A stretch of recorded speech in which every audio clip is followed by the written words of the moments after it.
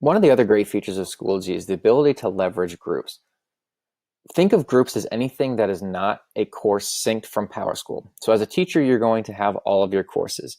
But think of all the other things that that teacher does or participates in, advises, where they may want a way to communicate with students, get information out to them, and so on. So for example, if I am in charge of a club, I am a advisor of the senior class, things like that, you're going to want to create a group. There will be no groups created directly from PowerSchool. So what you would need to do is you need to go over to groups. Any group that you are a part of would show up here. But what you're able to do is under my groups, you are able to create one or join one. There are some public ones out there where, there's one-on-one initiative, professional development, STEM. There's all kinds of things that you can join. Schoology Educators is a good one, where people from all over the world interact in these different groups and little PLCs that are already set up. These would be your groups. So again, you could obviously have the ability to create one, and there are different ones that are inside of the school. So for example, I have one for EPSD Tech Integrators. One of the ways you can leverage groups is by using this with your curriculums and departments. So what I mean by that is you might want to have a middle school social studies group. Within that group, everyone is a member and everyone has the ability to contribute, whether it's through communication, through updates, but mainly the biggest thing of groups is to be able to add resources, just as if I was adding resources to my course. So the huge benefit is not as only is everybody enrolled in this group, is that they have the ability to add some of the resources that they use in their classroom and share them.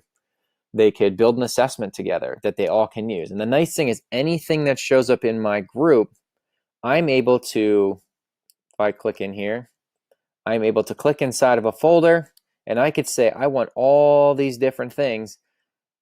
I'm going to add it to my course. I select my course, and then it's make a copy of those materials for me to utilize as if they're my own.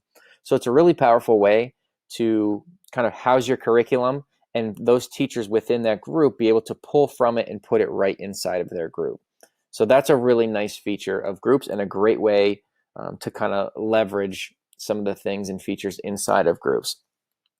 I mentioned before some of the different groups you could have are clubs or activities, but then it's nice to have class of groups. So class of 2021. So then any update I make would go right to that class of 2021, as well as the class of 2021's guardians or parents. You could also have groups for different buses. So if there was something that happened on the bus that it was going to be late, you could send an update out to that group, and obviously the parents of that child that is in that group would receive it. So there's a lot of benefits to it. Same features with calendar and the ability to add materials. But the other feature is, even though I have all these resources in groups, which we're going to get to in a future video, but under resources, you're obviously going to have your personal resource, but you notice over here it says group.